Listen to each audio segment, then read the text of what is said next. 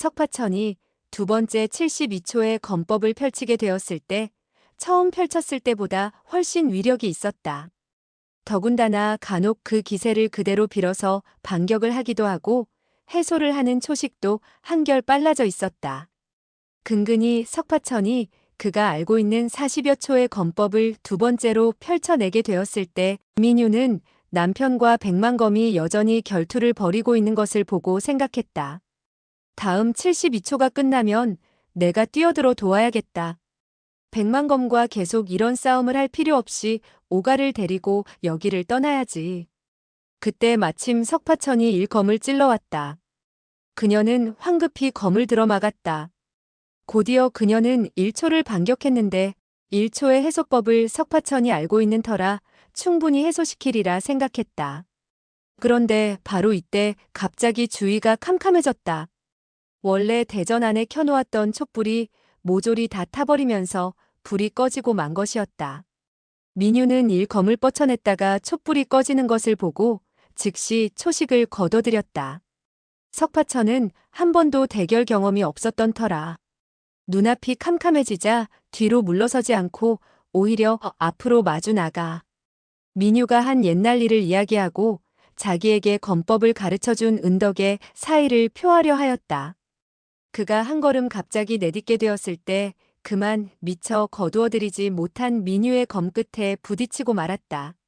민유는 그 순간 이미 자기의 검끝이 상대방 몸을 찌르게 되었다는 것을 느낌으로 알아차렸다. 깜짝 놀란 그녀는 검을 뒤로 급히 던져버리고 어둠 속에서 팔을 뻗쳐서는 석파천을 붙잡고 놀람에 찬 어조로 부르짖었다. 어디를 찔렸느냐? 응, 어디를 찔렸어? 그는 잇따라 기침만 했을 뿐 말을 잇지 못했다. 저는, 민유는 급히 화석자를 꺼내서 불을 켰다. 석파천의 가슴팍이 선열로 붉게 물들어 있었다. 본래 그녀는 침착한 여인이었으나 이때만은 크게 놀라. 멍청이 쳐다보다가 당황한 음성으로 석청을 불렀다. 사형, 이를 어떻게 하죠? 석청과 백만검은 어둠 속에서도 여전히 상대방과 검세를 일으키는 바람소리로 격렬한 싸움을 벌이고 있었다. 그러다가 민유가 화석자에 불을 밝힌 후 슬픈 어조로 부르는 소리를 듣고 석청은 힐끗 민유를 바라보았다. 석파천이 상처를 입고 있는 것과 놀람에 차 있는 아내를 보자 역시 아들에 대한 관심이 깊었던 그의 마음이 약간 흩어지는 것은 어쩔 수 없는 일이 아닌가. 바로 그 순간 빈틈을 보이게 되고 백만검의 장검이 재빨리 석청의 가슴팍을 찔러 들어왔다. 이 1초는 그야말로 요혈을 제압하는 검초여서 석청이 이를 해소시키려 했을 때는 이미 때가 늦어 있었다.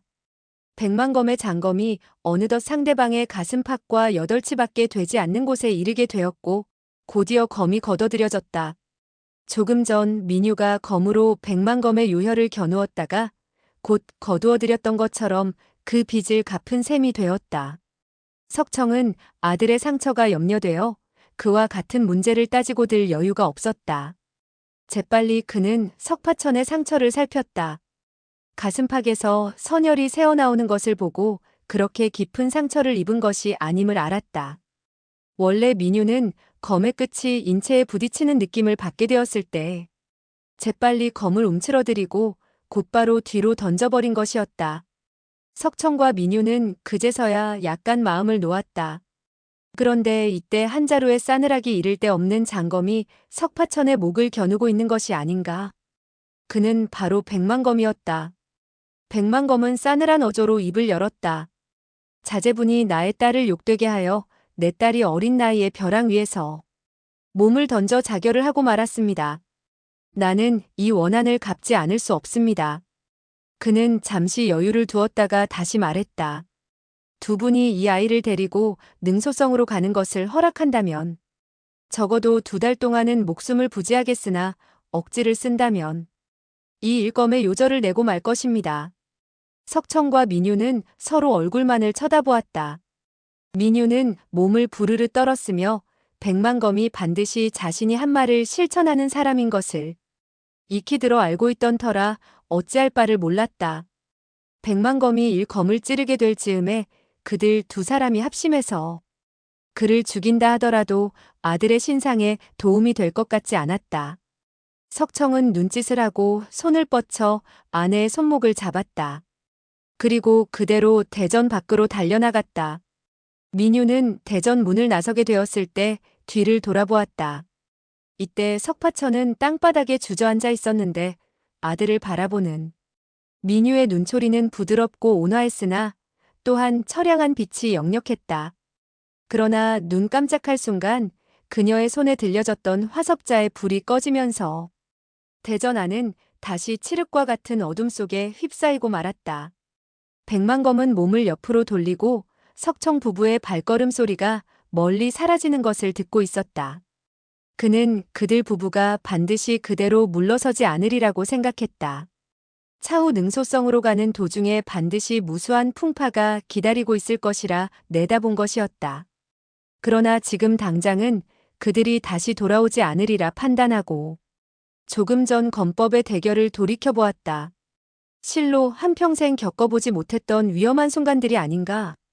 만약에 그 촛불이 반치 정도 더 길었더라면 석중옥을 반드시 그의 부모에게 빼앗겼을 것이라고 생각했다. 그는 정신을 가다듬고 한숨을 내쉬었다. 손을 뻗쳐 품속의 화석자를 꺼내려고 했다.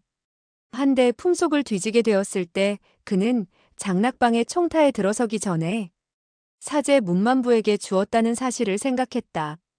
싸움을 벌이게 되었을 때 방해가 될까봐 사제에게 맡겼던 것이었다. 그는 방바닥에 쓰러져 있는 사제의 품속을 뒤져 화석과 화지를 꺼내서는 불을 켰다. 한 자루의 초를 찾아 불을 켜려다가 그는 그만 멍청해지고 말았다.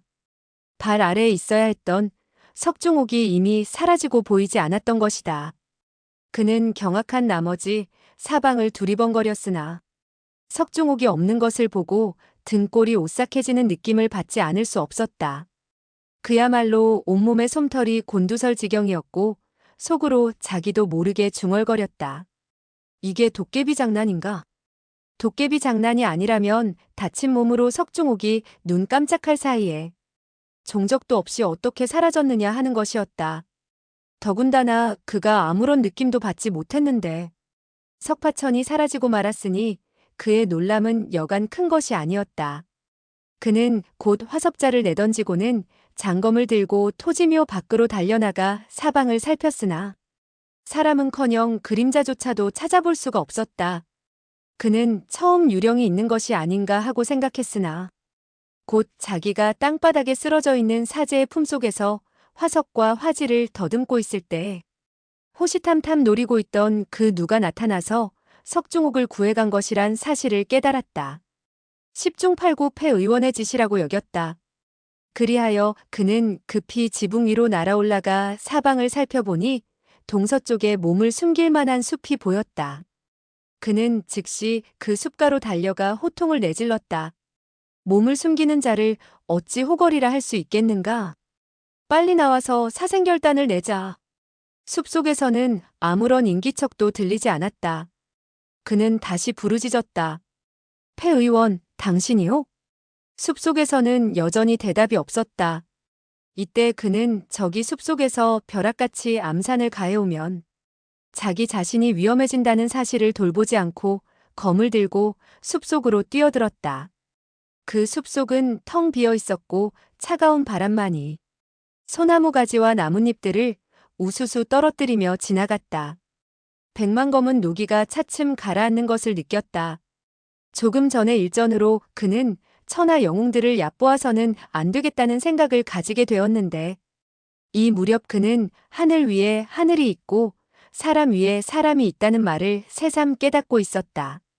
딸이 어린 나이에 죽음을 당한 것을 생각하니 구슬픈 심정이 다시 북받쳐 올라 자기도 모르게 뺨으로 눈물이 흘러내렸다. 석파천은 민유의 검에 찔려 적지 않은 상처를 입었다. 그러나 그는 별로 아픈 줄을 몰랐다. 석청과 민유 두 사람이 곧이어 대전 밖으로 사라지자마자 곧 대전의 불이 꺼지고 주위는 칠흑과 같은 어둠 속에 휩싸였다. 갑자기 뒤에서부터 누군가가 자기의 입을 틀어막는 것을 느꼈다. 곧이어 그의 몸이 공간 아래로 끌려 들어갔다. 그는 너무도 뜻밖의 일이라 가슴이 철렁 내려앉았다. 불빛이 번쩍하고 빛나더니 백만검이 화섭자를 들고 놀라서 중얼거리는 소리가 들려왔다. 이어 그의 몸이 곧 절간 밖으로 달려나가는 것이 아닌가. 석파천은 백만검이 자기가 마루 아래에 숨어 있는 것을 모르고 토지묘 밖으로 쫓아나가는 것을 보자 속으로 웃었다. 그 순간 자기의 입을 틀어막았던 사람이 자기를 끌어안고 재빠른 걸음으로 토지묘 밖을 향해 걸어나갔다. 한참 달려가더니 조그만 배 위로 오르게 되었고 곧이어 등불이 켜졌다.